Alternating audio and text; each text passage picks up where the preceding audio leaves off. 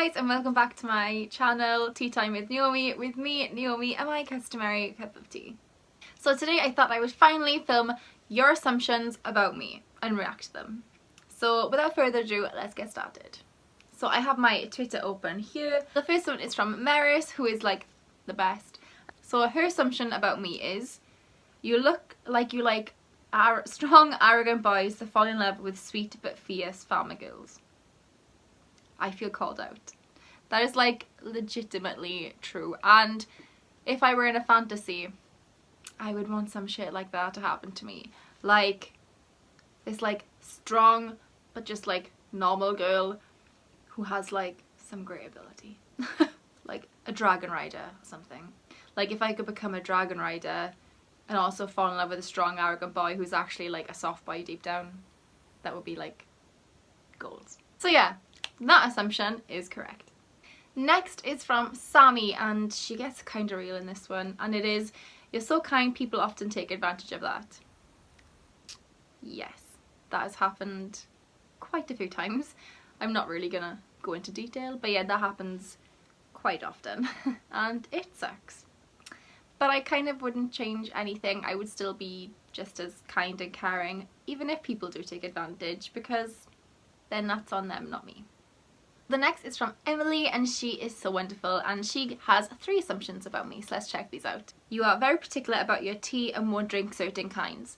Yes, kind of. I'm getting better as I'm getting older, but for the longest time I would only drink black tea with milk, and then I moved to Japan and I would only drink green tea, and now I'm kind of branching out. So I really love green peppermint tea. That is like my favourite right now, which is actually what I have on me.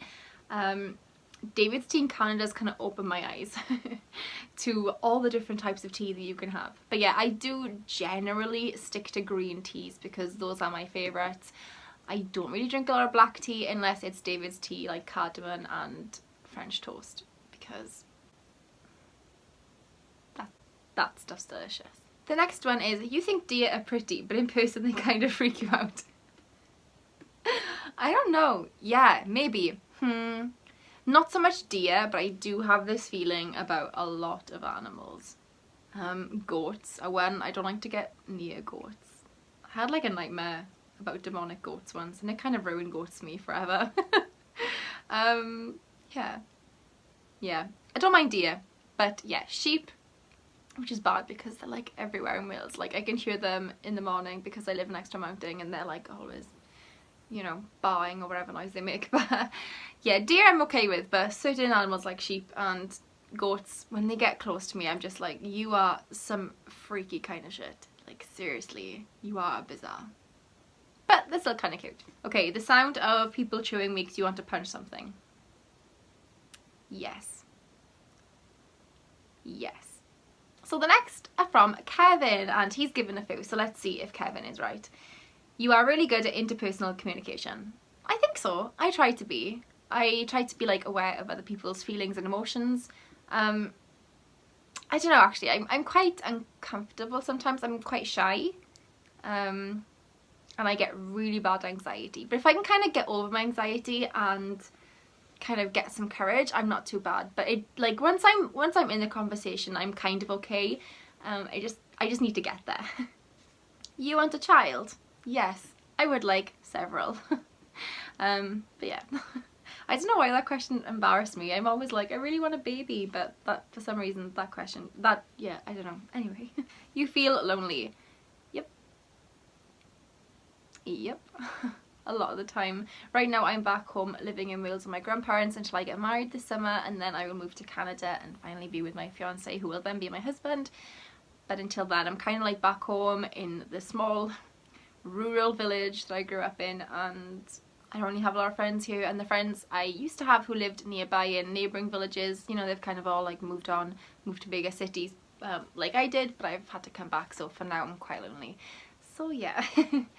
I think that's why I've been really appreciating BookTube, because when I started in Canada I had just moved there, so I was quite lonely, so that kind of gave me people to talk to, and now that I'm back in Wales I'm quite lonely again. So yeah, thank you guys for always talking to me. It means a lot, and I really appreciate you guys. And I really appreciate you guys, and you stop me from feeling so lonely. your relationship with your parents is okay? Yes. I'm gonna go with yes, because that's a whole package to unwrap when it comes to one of my parents, but I digress. You have a brother. I do. I have a younger brother, although he calls me his little sister because he's now taller than me. Like, I'm not even that short. I'm like 5'8", 5'7.5". Just because he's like 5'10", 5'11", he's like, oh, little sis. I'm like, you, my younger brother. He's actually 25 soon, and I can't believe that, and that makes me feel ridiculously old. But yeah, I do have a brother. He's my best friend, and I love him to death. You don't really like to drive. I do not like to drive, which is why I can't drive.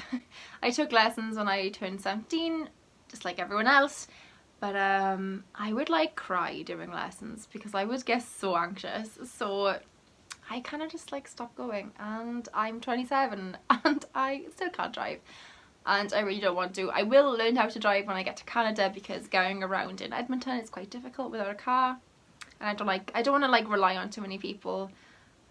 But I really don't like driving, and I don't always like being a passenger either. It depends who is driving, but yeah, cars just make me anxious in general. I don't like the fact that I would be in control of someone's life. That's so much pressure. And not just that, but like the people on the road. Like, I could be as careful as possible and as good as driver, but all it takes is like one idiot and that's it. And that terrifies me. Okay, the next is from Jules. Oh, Jules. You know that cinnamon roll meme? You look like a cinnamon roll, but could actually kill you. I like this one. I am a cinnamon roll with a deathly bite. Does that make sense? I don't know. I think I'm a bit of a cinnamon roll. I get quite protective of people I care about. I'm really bad when it comes to defending myself. Like, I will just roll over and cry if someone's mean to me. But if someone's mean to someone I care about, you better watch out. Ooh, and Nicole, so I love Nicole, I've known Nicole for so long. She says, you excelled at English and art at school, but weren't good at sports. That is so true. So I loved English and art in school, and sports I sucked at. So I have a heart condition. I've had it since I was a child, which means that a lot of sports gets quite difficult for me, especially if it's like continuous. So like running long distances can trigger the palpitations that I have due to this condition, and that makes sports really difficult for me because I just get really anxious, and that can also cause them. So basically I work myself up. But yeah, I've never, in primary school I loved sports. Once I hit like comprehensive school, so like junior high and high school, I realised how tall and gangly I was, and I had like a bad experience with like the girls in sports. So I remember in year 7, so in primary school I was the captain of the netball team, probably because I was really tall. And I remember doing it as a part of PE class, and the teacher was like, Naomi, you should join the netball team because, you know, you're really good. And I was really tall, and it was, so first year junior high, a couple of weeks in, and I was like, okay. And I was quite shy. Like at this point my anxiety and shyness was crippling. I kind of struggled going from such a small school to such a big school. So I got there, and as soon as I walked in, the girls were kind of like, oh, so you want to take someone's space on the team? That's really selfish of you. So 12-year-old me didn't even put my bag down. I just walked in, heard that, apologised, and walked straight back out. And I really regret it because I love netball. But yeah, so that's kind of like sums up my thing with sports. I would always say that I was on my period to get out to sports. It was sometimes true, but sometimes I just didn't want to go. And also because I did art when I was in high school and doing my A-levels, I was like, oh, I have so much artwork to finish, miss, can I like go to there instead of here because I have an exam coming up? And they were like, yeah, sure. So I was like, great. Next is my CD Knox Reads, and she says, you're an actual cinnamon roll. Thank you. I think I'd like to think so because I love cinnamon. It is like the best thing ever, and cinnamon rolls make me ridiculously happy. Like, I could be like so depressed and I eat a cinnamon roll and my life would get like this much better. Okay, Delaney says, you have really organised bookshelves and love villains in stories. Yes and yes. So I know it doesn't really look like it, but these bookshelves are quite organised, although I don't have enough bookshelves, so I have had to start like cramming books in, which is kind of giving me low-key anxiety, and I really hate that. But yes, I do typically have very organised bookshelves. I organise them by height and colour respectively, and I sometimes, if I can, organise them also by genre. So I'll generally keep fantasy or like fiction together, and then non-fiction and contemporary, and you know, like those categories, and then poetry, and then writing advice. Like this shelf is all to do with writing advice and English grammar. I think this is at the moment a bit of a mismatch because I don't have enough space on my bookshelves. Here is fantasy, here's more fantasy, here is my Japanese shelf, so you can't really see, but when I was in Japan, one of the teachers I worked with, she was fantastic at origami, and she made me this little origami dolls. Like it's like one of the like a hinamatsuri, so like the girls' day doll tiers, and I love it so much. So this is where I keep all my books about Japan. So yes, to answer your assumption, I am quite organised. Next is Tired Soul. So this is Sweetie Batch on Twitter, and she's so lovely. She always comments on my stuff and she's wonderful. And she says, I assume you're a very tidy person with maybe a secret untidy habit involving laundry or closet space. Yes and no. So I am very tidy. I like to be organised, and I cannot stand if I'm not organised. And no, I used to be untidy involving my clothes and cupboards and drawers and stuff and laundry, but now I'm ridiculously tidy about it, especially since when I moved in with my partner. Like I just had to be, because that boy frustrates me. So I think, yeah, moving in with someone really had me get on top of laundry and clothes, and I'm ridiculously organised that way. I do sometimes take too long to wash laundry, and then I'm like scrambling to find clean underwear, which doesn't happen as much anymore, but it still happens. So I guess in that respect I'm a bit unorganised. The next one is, and you seem like a nice person who wants to walk places instead of driving if you can. Yep and yep. Also seem like you've got a fragrance obsession. Candles, incense, oils, I don't know. I mean, yes. This is burning right now, and it is a soy candle, and this is the spruce.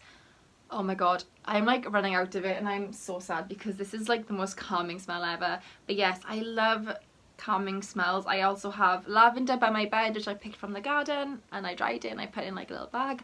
And I also have like a lavender spray that I put over my pyjamas and pillows before I go to sleep. Like smells really calm me down, and if I'm having a really bad anxiety attack, or if I'm really depressed, like calming smells and like specific smells really help.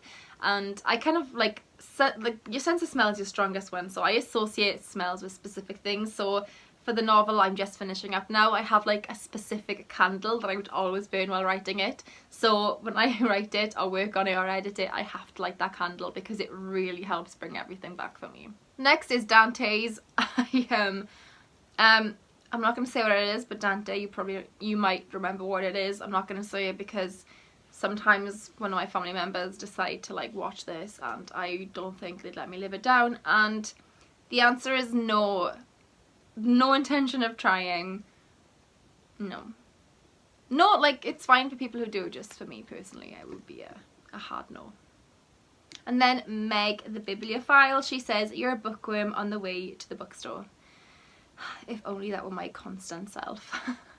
I mean, I'm a bookworm on the way to the, you know, cyber bookstore when I can't actually leave the house, because I love me some books. Like buying books makes me ridiculously happy.